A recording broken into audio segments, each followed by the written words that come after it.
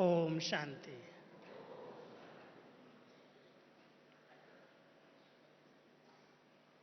आप सभी बाबा के घर में बड़े दिन पर पधारे हैं। आज बड़ा दिन है। कल क्रिसमस मनाएंगे, बाबा के साथ नया वर्ष मनाएंगे। तो नए वर्ष की सबसे पहले मैं आप सबको मुबारक दे दूं। 2015 की शुरुआत बाबा के द्वारा कल ही हम सब कर लेंगे। इस वर्ष को सबके विचार से इस 2015 को हम सभी तपस्या वर्ष के रूप में मनाएं। सेवाएं तो बाबा खूब करा रहा है, बहुत विस्तार हो रहा है, लेकिन सेवाओं के साथ साथ सभी ब्राह्मण आत्माओं की स्थिति श्रेष्ठ ऊंचे से ऊंची बने, उसके लिए तपस्या की जरूरत है। क्या एक दिन कल बाबा के दिन आप सभी तपस्वी मूर्त बन करके रह सकते हैं? क्योंकि मैं देख रहा हूँ संख्या की वृद्धि के कारण कहें या अभ्यास की कमी के कारण योग में भी लाल लाइट के अंदर भी आवाजें हो रही हैं। आवाज की दुनिया से परे अपनी अव्यक्त वतन की सैर हम सब करें। कल बाबा से मधुर मिलन मनाएंगे। सर्व वरदानों से अपनी अपनी झोली भरेंगे। इसलिए अमृत वेले से लेकर के अभी रात से ही संकल्प ले लो, क्योंकि तपस्या का एक बहुत सुंदर अर्थ बाबा ने सुनाया है। तपस्या माना दृढ़ता संपन्न संकल्प। जो संकल्प किया जाए उसके पीछे कुछ भी त्याग करना पड़े, सहन करना पड़े, उसके लिए हम सब तैयार हो जाएं। दृढ़ता को यदि हम सब अपना लें, संकल्पों की दृढ़ता, तो तपस्वी मूर्त स्वतः बन जाएंगे। बाबा ने हम सबको भक्ति मार्ग वाली तपस्या नहीं सिखाई है। जितनी भी महान आत्माएं हुई हैं, देव आत्माएं या ऋषि मुनि तपस्वी जो गाए हुए हैं, जिन्होंने भी भगवान को प्रसन्न करना चाहा, उन्होंने तपस्या का आधार लिया और ऐसी ऐसी तपस्या की, आसुरी शक्तियों की प्राप्ति के लिए भी कई लोगों ने तपस्या की और उस तपस्या के बल से उन्होंने भगवान को प्रसन्न किया और अनेक वरदान ले लिए। हम सभी इस ब्राह्मण जीवन में कोई हठ क्रियाएं नहीं करते। बाबा ने हम सबको एक टांग पर खड़ा होने की तपस्या नहीं सिखाई है, लेकिन ये जरूर कहा है, एक रस स्थिति में रहना सीखो। कुछ भी हो रहा हो, लेकिन हमारी स्थिति हलचल में ना आए। हम सभी तपस्वी आत्माओं का आसन है एक रस स्थिति। तो सभी अनेक रसों से वैराग्य वृत्ति रख करके, क्योंकि जब तक अनेक रसों से वैराग्य नहीं आया है, तब तक तपस्वी मूर्त हम नहीं बन सकते।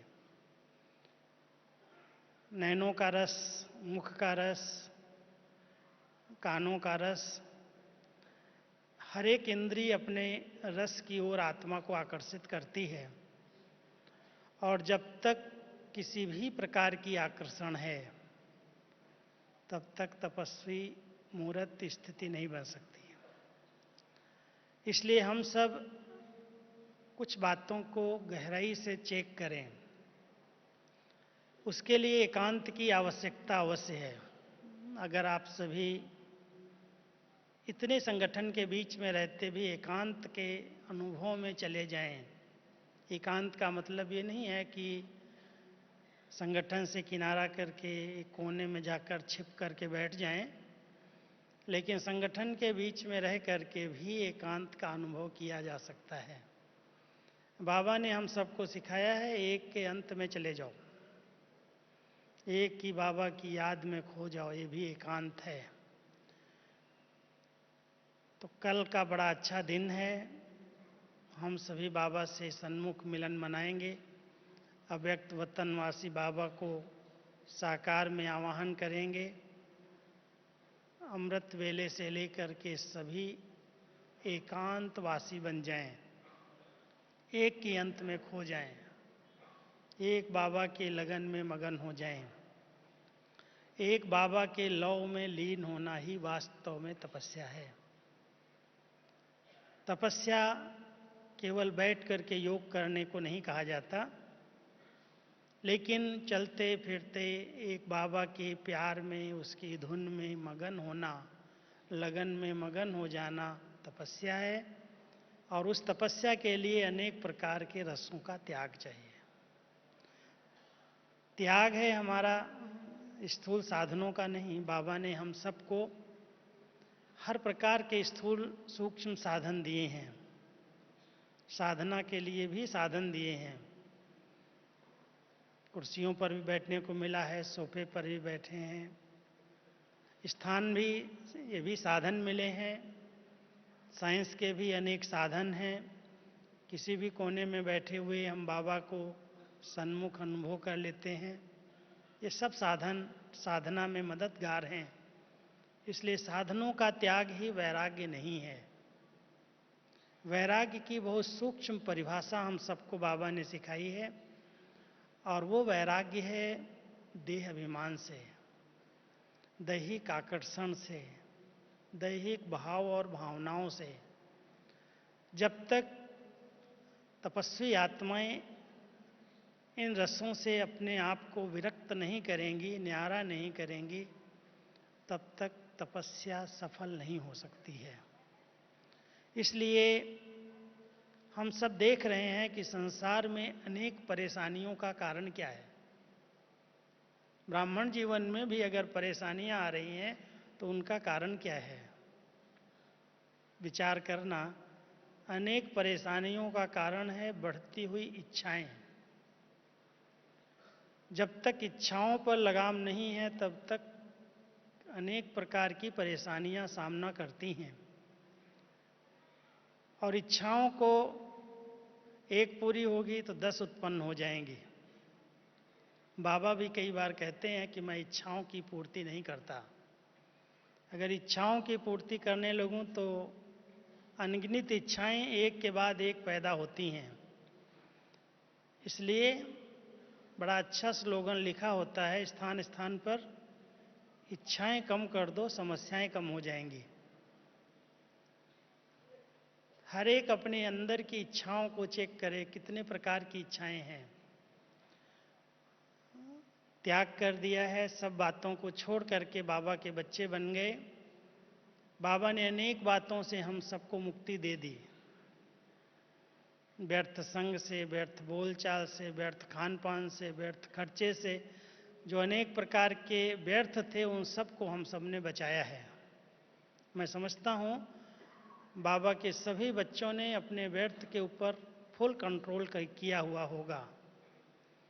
एक भाई से मैंने अचानक पूछा, उसको बेटी की शादी करानी है, उन्हें कितना खर्चा होगा? तो उसकी बात सुनकर के मुझे बड़ा आश्चर्य लगा। उसने मुझे कहा 50-60 लाख रुपया खर्चा होगा। क्या करोगे शादी में इतना खर्चा? मुझे पता नहीं है दुनिया की क्या गति है, किस रूप से कर रहे हैं सभी, लेकिन इस प्रकार के जो खर्चे हैं ब्राह्मण जीवन में, बाबा ने कहा है कि इसकी बचत करो, देखा देखी नहीं। जरूरी है, समाज के अंदर रहना है, कई जवाबदारियां हैं, कई कर्तव्य होते हैं, लेकिन बाबा कहते हैं सबको कर्म बंधन है, उन कर्म बंधन की रस्सियों को काटना है और बड़ी युक्ति से मुक्ति प्राप्त करनी है। कम खर्च वाला नसेन, खर्चे कम हो और काम अच्छे से अच्छा हो जाए। देखना ये है कि किसी से भेंट करके, कोई के देखा देखी में उसने इतना खर्चा किया है इसलिए मैं इतना कर रहा हूँ, मुझे करना पड़ेगा, इसमें भी त्याग की ज़रूरत है। हम बाबा के बच्चों को एक एक चीज़ के लिए बाबा ने कहा ये बहुत बड़ी प्रॉपर्टी है, ये तन है, ये बाबा की अमानत है, हम सब ने बाबा को अर्पित की। ये मन बाबा का है, उसकी अमानत है, कहीं भी व्यर्थ में नहीं लगा सकते। और धन भी जो बाबा ने दिया है वो भी बाबा की अमानत है। क्या आप सभी प्रवृत्ति के भाई बहनें जो यहाँ बैठे हैं ब्रह्मा बाबा के हमजिन्स हैं? ब्रह्मा बाबा बड़े नशे से कहते हैं, जब प्रवृत्ति मार्ग के भाई बहनों को देखते हैं तो कहते हैं ये हमारे हमजिन्स हैं। लेकिन क्या ब्रह्मा बाबा के इस कदम पर कदम रख करके हमने फॉलो किया कि ब्रह्मा बाबा ने तन बाबा की सेवा में अर्पित किया, तन का कोई अभिमान नहीं रखा, स्थूल भी तन से कितनी यज्ञ की सेवाएं की, दधीच ऋषि की तरह हड्डियां समर्पित कर दी। एक बाबा ने किया और बाबा ने जितने बच्चे थे सबसे करवाया। मन को एक में लगाने की श्रीमत दी, मन मना भव। और धन को जिस समय से अर्पित किया उस समय से उसको आंख से देखा भी नहीं, हाथ भी नहीं लगाया, समर्पित किया, माना निश्चिंत हो गए। कैसे खर्च हो रहा है, कैसे चल रहा है इतना बड़ा परिवार, कोई परवाह नहीं की, माताओं बहनों के हाथ में सौंप दिया, खुद न्यारे और प्यारे होकर के निश्चिंत हो गए। क्या आप सभी प्रवृत्ति संभालते हुए सभी ब्राह्मण आत्माएं अपने आप को इतना ट्रस्टी समझते हो कि बाबा ये सब कुछ तेरा है? जब तक मेरेपन से बेहद का वैराग्य नहीं आया है तब तक तपस्या शुरू नहीं होती। इसलिए जहाँ भी मेरापन है, संबंधों में भी मेरापन है, देह में भी मेरापन है, संस्कारों में भी मेरापन है, मन में भी मेरापन है, इस मेरेपन को तेरे में परिवर्तन नहीं किया, इससे वैराग्य नहीं है, तब तक तपस्या शुरू नहीं होती। इसलिए हम सब तपस्वी मूर्त आत्माएं, बाबा हम सबको बड़ी ऊंची नज़र से देखते हैं। एक ही तपस्या करनी है और वो तपस्या है आत्म अभिमानी बनने की। त्याग है देहाभिमान का और तपस्या है आत्म अभिमानी स्थिति की। हम सब अपने कर्म क्षेत्र पर कर्म करते हुए सिर्फ मैं आत्मा करावनहार बन करके इन कर्म इंद्रियों से कर्म करा रही हूँ। कोई भी कर्म इंद्रिय मुझ आत्मा को अपने अधीन करके कर्म न करे। कई आज परवश होकर के इंद्रियों के अधीन होकर के कर्म कर रहे हैं और उस कर्म का परिणाम पश्चाताप के रूप में अनुभव होता है, दुख के रूप में अनुभव होता है।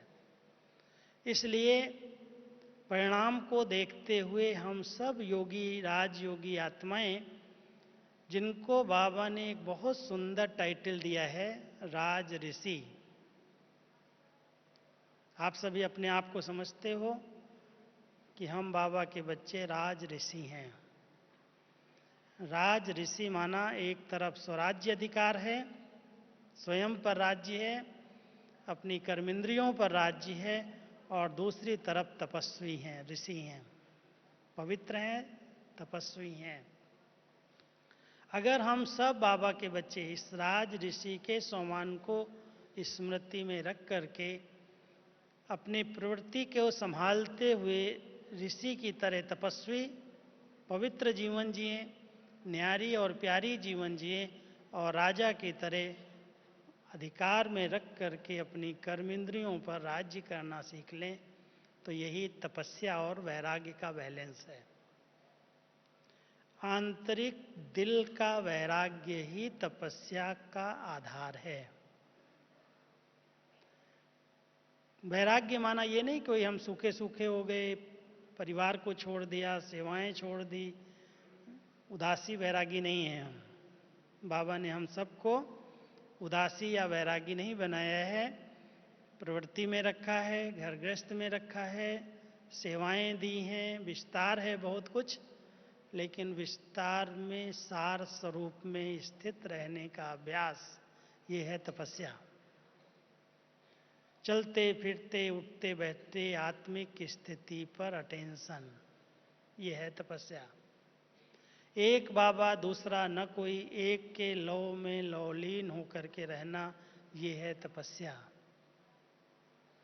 जो संकल्प करें कुछ भी हो, मरेंगे मिटेंगे लेकिन पूरा करके रहेंगे, ये है दृढ़ता की तपस्या। ऐसी तपस्वी मूर्त आत्माएं बहुत कुछ बेहद की सेवाएं कर सकती हैं।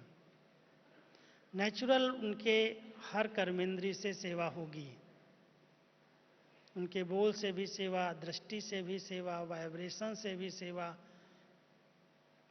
अपने आप आत्मिक स्थिति सेवा कराती है। तो हम सब तपस्वी आत्माएं, जिनको बाबा ने राजयोगी कहा, राजऋषि कहा, तपस्वी मूर्त कहा, अंदर की इच्छाओं को चेक करें, आंतरिक इच्छाओं पर ध्यान दें। कहाँ कहाँ इच्छाएं हैं, किस किस तरफ हमारी बुद्धि भटकती है, कौन कौन सी सूक्ष्म रस्सियां मन को अपने बंधन में बांधे हुए हैं। बहुत सारे बंधन हैं। अगर कहीं पर भी बंधन होगा, शायद आप लोगों को अनुभव हो कि जब हम योग में बैठते हैं तो मन कहाँ कहाँ जाता है, किधर किधर जाता है, जिधर बंधा हुआ होगा उधर भागेगा। कई बार बाबा हंसी में कहते हैं, नाव चल रही है, नाव में बैठे हैं, हिलोरे भी आ रही हैं, हिलडुल भी रही है, लेकिन आगे बढ़ नहीं रही है।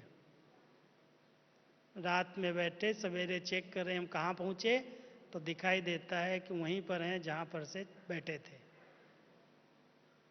ऐसी गति तो हमारी नहीं है कि हम नाव में बैठ गए हैं ब्राह्मण जीवन में, लेकिन आगे बढ़ ही नहीं रहे हैं, क्योंकि कहीं न कहीं सूक्ष्म रस्सियाँ बंधी हुई हैं। अगर कोई ने नाव का लंगट खोला ही नहीं और नाव में चप्पू लेकर के चलाता रहे, उसमें बैठा रहे, तो जरूर हिलोरे तो आएंगी, नाव हिलेगी डुलेगी, लेकिन मंजिल पर नहीं पहुंचाएगी। इस ब्राह्मण जीवन में भी कई आत्माएं बाबा के बच्चे बन गए, मुरली भी सुनते हैं, योग भी करते हैं, नाव चल रही है, लेकिन रस्सियां कहीं न कहीं सूक्ष्म में बंधी हुई हैं। और ये बात साधारण रीति से चेक करेंगे तो पता नहीं चलेगी, क्योंकि बहुत सूक्ष्म रस्सियां हैं। कई बार मोटे रस्से तो हम फटाफट चेक करके काट देते हैं, छोड़ा तो छूटे, लेकिन जो सूक्ष्म रस्सियां हैं, मान की, शान की, इच्छाओं की, नाम की, मेरी महिमा हो, मेरा नाम छपे, मेरे फोटो छप जाएं, दिखावा, कई सोने की रस्सियां हैं जो अपनी तरफ मन को खींचती रहती हैं, आकर्षणों में बुद्धि फंसी रहती है। कर्म बंधन की रस्सियां मोटे धागे हैं, उनको चेक किया जा सकता है। कई बाबा के बच्चे हैं जिनको अभी तक संबंधों का बंधन है, लौकिक का संबंध का बंधन है, अलौकिक परिवार में भी आते हैं, वहाँ भी बंधन है, समाज के बंधन है, सरकार के बंधन है, नौकरी टोकरी के बंधन है। बहुत सारे बंधन तो मोटे कर्म बंधन के रूप में हमें दिखाई देते हैं, और उन कर्म बंधनों को काटने के लिए हम प्रयास करते हैं, सोचते हैं। बाबा कहता है, बच्चे अंतिम घड़ियां हैं, अंतिम समय है, जाना है वापस घर, छोड़ो तो छूटो। और बहुत से बाबा के बच्चों ने जिस दिन निश्चय हुआ कि अब अंतकाल है, वापस जाने का समय है, छोड़ो, छूट जाते हैं। बहुत सारे कर्म बंधन को झाटकू रूप से एक धक से काट देते हैं। काटा है सभी ने, जो यहाँ बैठे हैं समझते हैं कि हमने ऐसे बंधन काट दिए हैं। नेचुरल है, ये बंधन कटेंगे तो हल्कापन होगा, खुशी होगी, उमंग उत्साह होगा, सेवाओं में जंप लगाएंगे, उछल आएगी, निशानियां तो दिखाई देंगी अगर कटे हुए हैं, हम सब बंधनों को काटा हुआ है। लेकिन कर्म बंधन की रस्सियों को काटने के बाद चेक करना कि सूक्ष्म बंधन भी बहुत धागे महीन हैं, जो योग लगने नहीं देते, खुशी का अनुभव नहीं होने देते, परमानंद का अनुभव नहीं होने देते। कहा जाता है योगी वो है जिसको परमानंद का अनुभव हो। गोप गोपियां वो हैं जो अति इंद्रिय सुख में झूमती रहें। हम सब अपने आप को गोप और गोपी भी कहलाते हैं, योगी भी कहलाते हैं। क्या हम सब ने उस अति इंद्रिय सुख का अनुभव किया है? और बाबा के ये शब्द याद रखना, बाबा कहते हैं कि बच्चे अगर कोई अनुभव अभी नहीं किया तो कब करोगे? जिद करो, अनुभव करके छोड़ना है। बाबा के घर में आते हैं, मिलन मना रहे हैं, पवित्र भोजन खा रहे हैं, इतना अच्छा संग है, इतना अच्छा परिवार है, इतनी ऊंची पालना और पढ़ाई है, इसके बाद भी यदि इस ब्राह्मण जीवन में दुख है, परेशानी है, चिंताएं हैं, टेंशन है, तो इस जीवन का क्या लाभ लिया? बाबा के मिलने का क्या फायदा मिला? इसलिए चेक करो, चेंज करो, किन बंधनों के कारण मुझ आत्मा को उस परम सुख का, उस आनंद का, परमानंद का अनुभव नहीं होता है। किन इंद्रिय सुखों में अभी तक हम आत्माएं लिप्त हैं जो अति इंद्रिय सुख का अनुभव करने नहीं देती हैं। तपस्वी आत्माओं को तपस्या के बल से अति इंद्रिय सुख और परमानंद का अनुभव होने लगता है। कोई भी क्षणिक आनंद, इंद्रियों का रस उन आत्माओं को आकर्षित नहीं करता। इसलिए हम सब बाबा के तपस्वी बच्चे पहले चेक करें कौन से आकर्षण हैं, कहाँ पर अभी तक लगाव हैं, क्योंकि लगाव की बहुत सूक्ष्म रस्सियाँ हैं। कोई व्यक्ति अच्छा लगता है, कोई वस्तु अच्छी लगती है, कोई के संस्कार अच्छे लगते हैं, कोई की वाणी अच्छी लगती है, कोई का रूप अच्छा लगता है। अच्छाई की तरफ बहुत जल्दी आत्मा खिंच जाती है, प्रभावित हो जाती है। वो सूक्ष्म रस्सी है और वो सूक्ष्म रस्सी तपस्या के रस का आनंद लेने नहीं देती। इसलिए लगाव की सूक्ष्म रस्सियों को बहुत महीनता से चेक करना। एकांत में जब बैठोगे तो पता चलेगा मैं बाबा के पास जाने की बजाय किधर चला गया, किसने खींच लिया, कौन है ऐसा जो पुल कर रहा है, अपनी तरफ खींच रहा है। फट से पता चलेगा कि यहाँ रस्सी है, यहाँ है, यहाँ है। कोई की विशेषताएं बहुत प्रभावित करती हैं, कोई के साथ अगर सूक्ष्म में भी नफरत है, घृणा है, वैर की भावना है, बदला लेने की भावना है, तो वो आत्मा भी अपनी तरफ खींचती है। संगम युग पर बाबा भी हम बच्चों को इतना समझदार ज्ञानी तो आत्मा बना रहे हैं कि बच्चे ये घर चलने का समय है, पुराने जितने हिसाब किताब हैं कुछ योग बल से कुछ भोग करके पूरा कर दो, नया बनाना नहीं। लेकिन फिर भी अगर आप सभी चेक करेंगे तो पता चल जाएगा कि कहीं न कहीं किसी न किसी रूप में नए हिसाब किताब बन रहे हैं। चाहे वो लेन देन से बन रहे हैं, चाहे किसी के प्रभाव, झुकाव, लगाव से बन रहे हैं, चाहे किसी से नफरत, घृणा और वैर भाव से बन रहे हैं। जिसकी याद जैसे एक बहुत सूक्ष्म है कि हम बाबा की याद से सब रस्सियों को काट रहे हैं, हिसाब किताब चुकतू कर रहे हैं। याद क्या है? याद है केवल संकल्प की शक्ति। अगर संकल्प की शक्ति पर हमारा कंट्रोल है तो बाबा हमेशा कहते हैं ये संकल्प आपके लिए वाहन है। इस वाहन के द्वारा आप यात्रा करो, इस वाहन के द्वारा आप जहाँ चाहिए वहाँ पर पहुँच सकते हो। ये आपके लिए उड़न खटोला है, ये आपके लिए विमान है। इसको ठीक तरह से उपयोग करो। लेकिन मन ही ऐसी शक्ति है, अगर योगी आत्माओं ने इस पर कंट्रोल नहीं कर पाया तो वो कहाँ से कहाँ आपको धक्का दिला देगी, भटकाएगी, परेशान करेगी, समय और शक्तियाँ नष्ट कर देगी, खुशी का अनुभव नहीं होगा, योग में बैठने के बाद भी भारी भारी अनुभव करेंगे।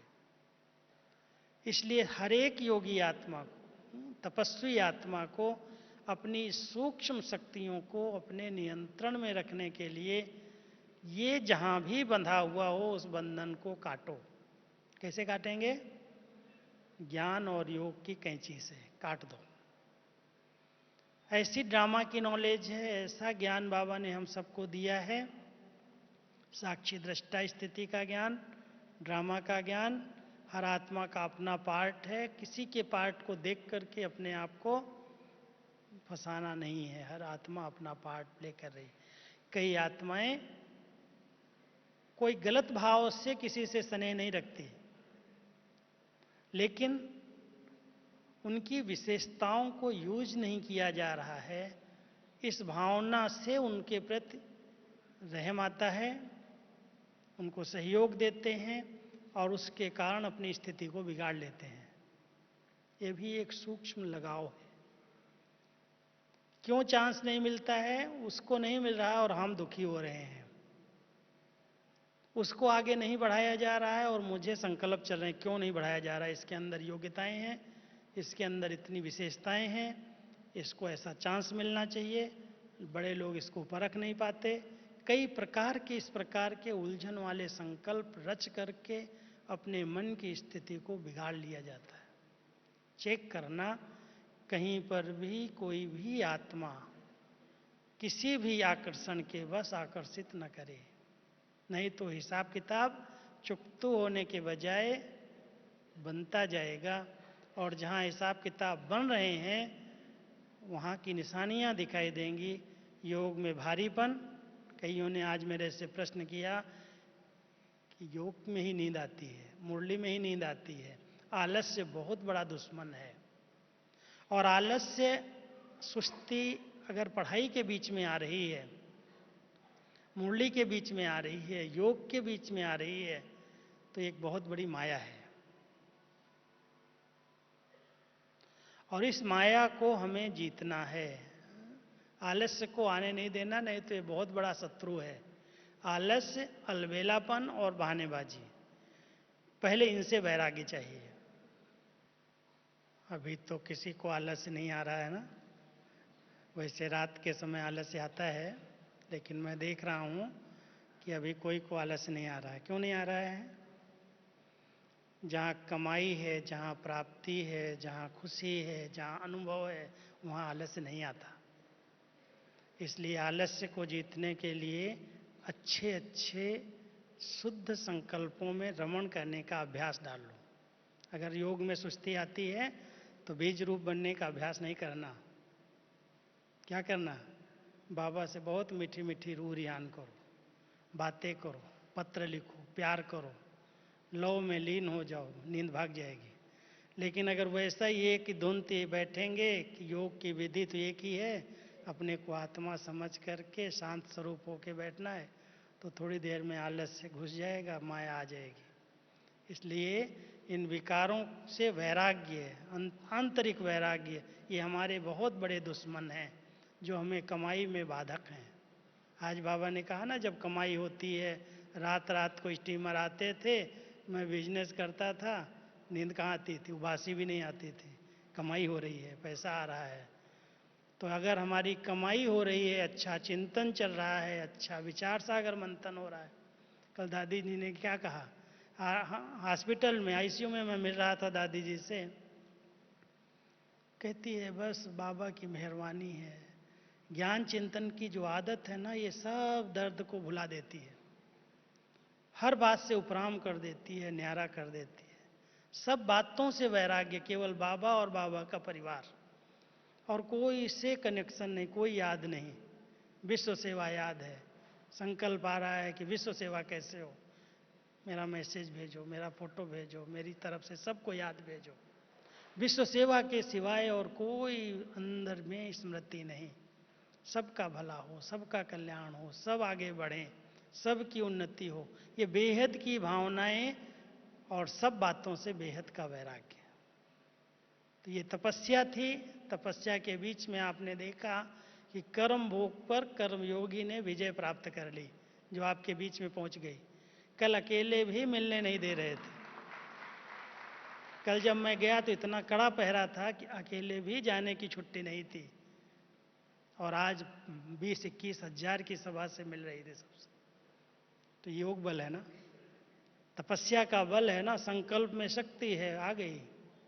इसलिए हम सब देखें बाबा के बच्चे कि हम सब तपस्वी हैं। हमने अपनी एक एक इंद्रिय को ज्ञान और योग से तपाया है, शीतल हो गई हैं। तप के जल नहीं जाएंगी, लेकिन शीतल बन जाए। शीतल काया वाले योगी, चंचलता समाप्त हो जाए, कोई भी उत्तेजना न रहे। तप का अर्थ ही है कि जो लगन में मगन हो जाती हैं, उनके द्वारा उनके वाइब्रेशन से पुराने संस्कारों का विनाश हो जाता, क्योंकि वो तपस्या योग की अग्नि बन जाती और आत्मा संस्कार शीतल हो जाते हैं। ज्वाला भी है और शीतलता भी है, शक्ति भी है, स्नेह भी है। इसलिए हम सब अथॉरिटी के साथ नम्रचित्त भी हैं। ये सब क्वालिटी तपस्वी आत्माओं के जीवन में आ जाती हैं। लेकिन वैराग्य का अर्थ बड़े सरल शब्दों में मैं आपको बता रहा हूं, वैर और राग। किसी से वैर नहीं, किसी से राग नहीं। राग माना लगाव, किसी का प्रभाव पड़ गया वो राग हो गया। और वैर तो रखना ही नहीं किसी से। योगी वो है जिसका कोई वैरी नहीं, कोई से दुश्मनी नहीं लेना। कोई कैसा भी आपके लिए गलत कर रहा हो, कुछ भी कर रहा हो, लेकिन अगर वैर लेंगे कभी योग नहीं लगेगा, उसके ही याद आएगी।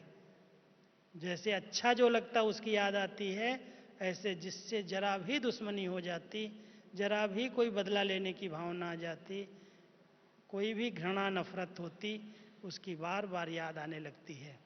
तो इसलिए वैरागी आत्माएं, बेहद की वैरागी आत्माएं, किसी से दोस्ती नहीं, किसी से विशेष प्यार नहीं, और किसी से कोई नफरत नहीं, घृणा नहीं।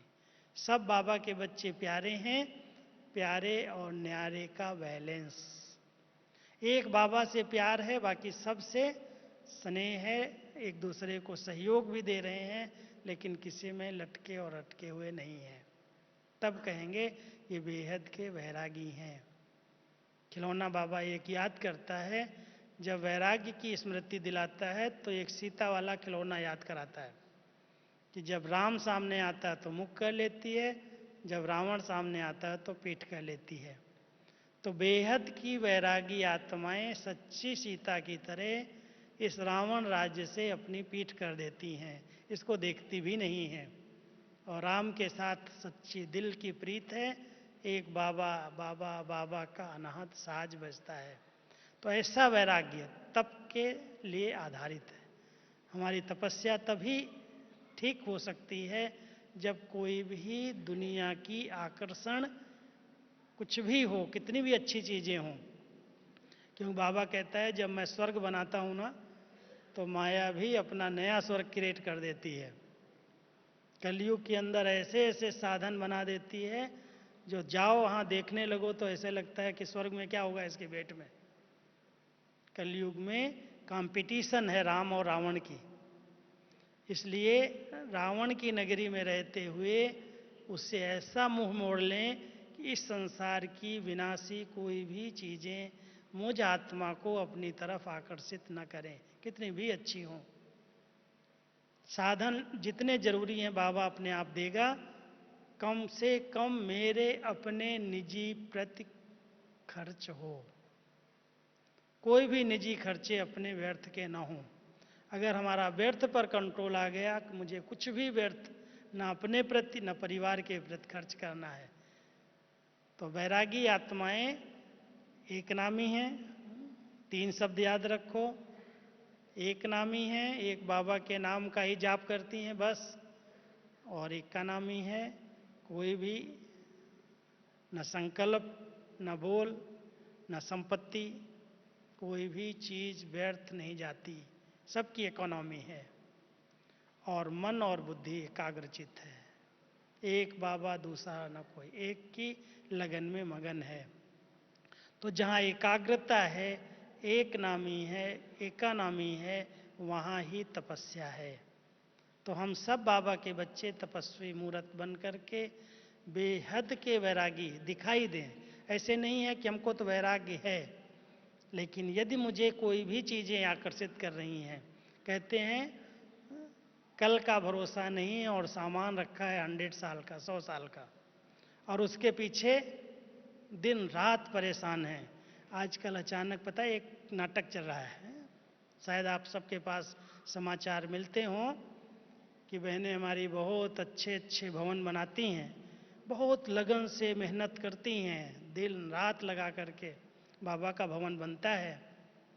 उसके लिए बहुत मेहनत करने के बाद अचानक 15 दिन 20 दिन के अंदर अगर मैं आपको बताऊं कि कई बहनें अचानक शरीर छोड़ गई हैं, अचानक चली जा रही हैं, और कोई ऐसा लगता नहीं है कि कोई बीमारी है, कोई बड़ी आयु है, अचानक कुछ हो जाता और शरीर छूट जाता।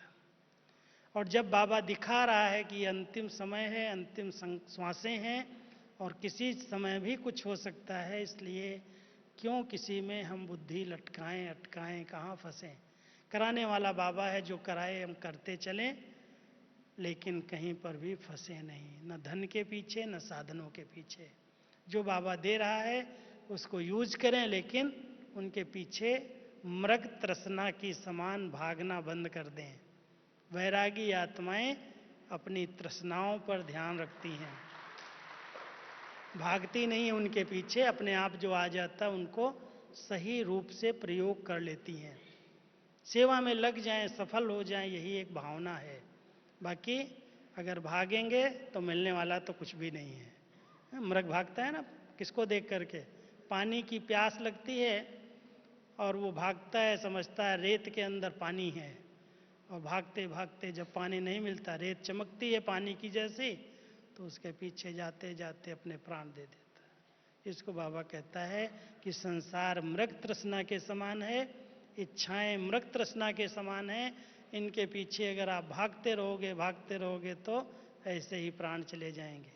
इसलिए आवश्यक है हम सब बाबा के तपस्वी बच्चे इच्छा मात्रम विद्या, कम खर्च बाला नसीन, अपनी घोट तो नशा चढ़े।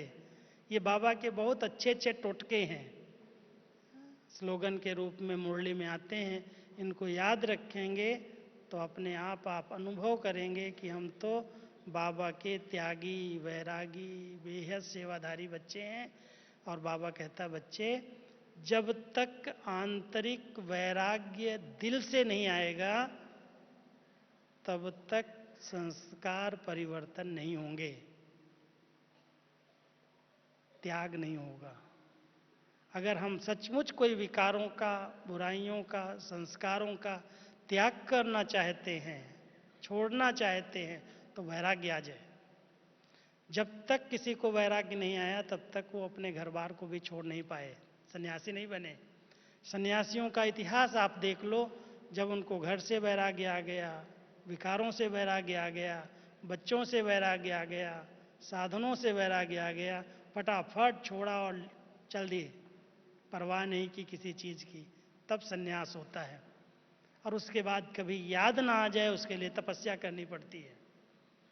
तो हम सब त्याग के बाद तपस्या करके और बाबा की बेहद सेवा करके नए विश्व के निर्माण में अपना तन मन धन समय श्वास संकल्प जो शक्तियां हैं वो लगा दें।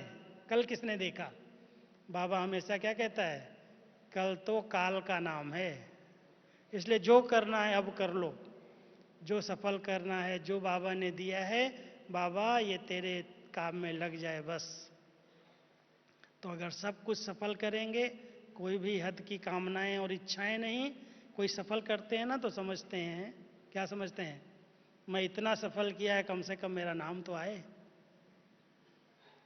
कहीं तो मेरा नाम लिया जाए, मधुबन की स्टेज पर ही ले लिया जाए। बहुत सारी इच्छाएं सफल करने के बाद भी व्यक्तियों की बनी रहती हैं। बाबा कहता है वो आधी तो वहीं पर कमाई खत्म हो जाती। इसलिए कोई भी ऐसी इच्छा लेकर के, ऐसी कोई भी कामना लेकर के सेवा करेंगे तो उसमें सफलता नहीं मिलेगी। इसलिए जो करना है गुप्त रीति से तन मन धन समय सफल करके अपना भाग्य बना करके, भाग्य विधाता बाबा मिला है, देह संबंध पदार्थ वैभव सबसे वैराग्य रखकर आंतरिक तपस्या करके हम बाबा को प्रत्यक्ष कर सकते हैं।